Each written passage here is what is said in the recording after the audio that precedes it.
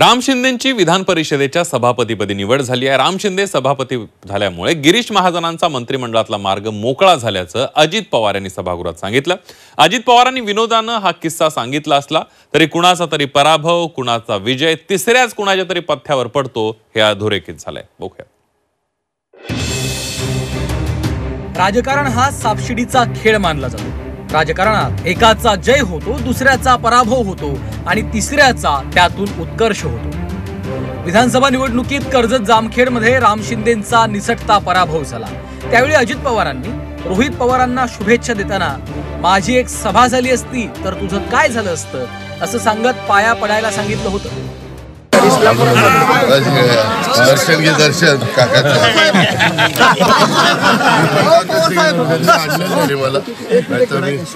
गाण्या थोडक्यात वाचला माझी सभा झाली असती तर काय झालं।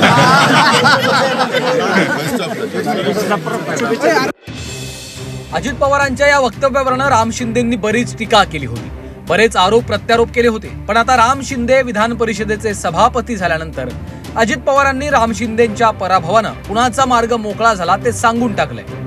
विधानसभेला राम शिंदे विजयी झाले असते तर त्यांना कॅबिनेटमध्ये ग्रामविकास खातं द्यावं लागलं असतं। राम शिंदेंना ग्रामविकास खातं मिळालं असतं तर गिरीश महाजनांची वाट बिकट झाली असती असं अजित पवारांनी सांगून टाकलं।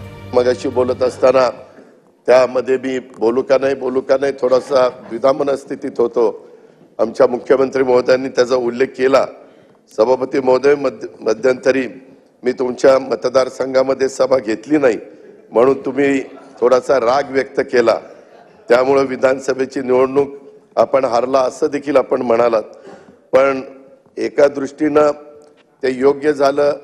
जर देवेंद्रजींच्या मनात तिथं निवडून आला असता कॅबिनेट मंत्री करायचं असतं तर तेही पद महत्वाचं आहे। गिरीशला कदाचित थांबावं लागलं असतं, ह्यांना तिथं यावं लागलं असतं।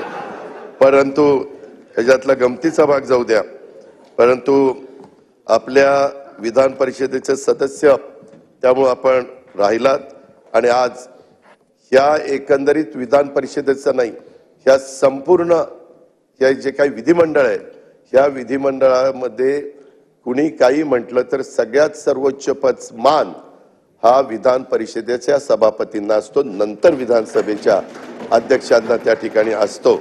आणि आपण नास फरांदे साहेबांचा बघितलं असेल, आपण जयवंतराव टिळक साहेबांचा बघितलं असेल, रासू गवई वगैरे, तर आमच्या आधीच्या काळामध्ये तो काळ होता आम्ही राजकारणात यायच्या आधी, किंवा रामराजेंनी पण त्या परीनं त्या पदाला एक वेगळ्या पद्धतीची उंची देण्याचा प्रयत्न हा निश्चितपणे केला। अजित पवारांनी हे जरी गमतीनं म्हटलं असलं तरी फडणवीसांचे अनेक खंदे समर्थक वाट्याला आलेल्या कमी मंत्रिपदामुळे मंत्रिमंडळात नाहीये। प्रवीण दरेकर, प्रसाद लाड, चित्रा वाघ, परिणय फुके यांच्यासह अनेक दिग्गजांना मंत्रिमंडळात स्थान नाहीये। अनिल परबांनी याबाबत फडणवीसांना टोमणाही लगावला। देवेंद्र फडणवीस साहेबांचं मी खास कौतुक करतो की त्यांनी तुम्हाला ह्या जागेवरती आणण्याचं मत काम केलेलं आहे, परंतु त्याचबरोबर आमच्या मनात एक सल देखील आहे।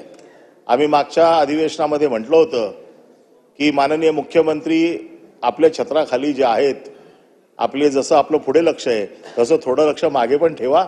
बिचारे आमचे मित्र आयुष्यभर विश्वासदर्शक ठरावावरती, राज्यपालांच्या अभिभाषणावरती सुरुवात करण्यात त्यांची नका घालू आयुष्य।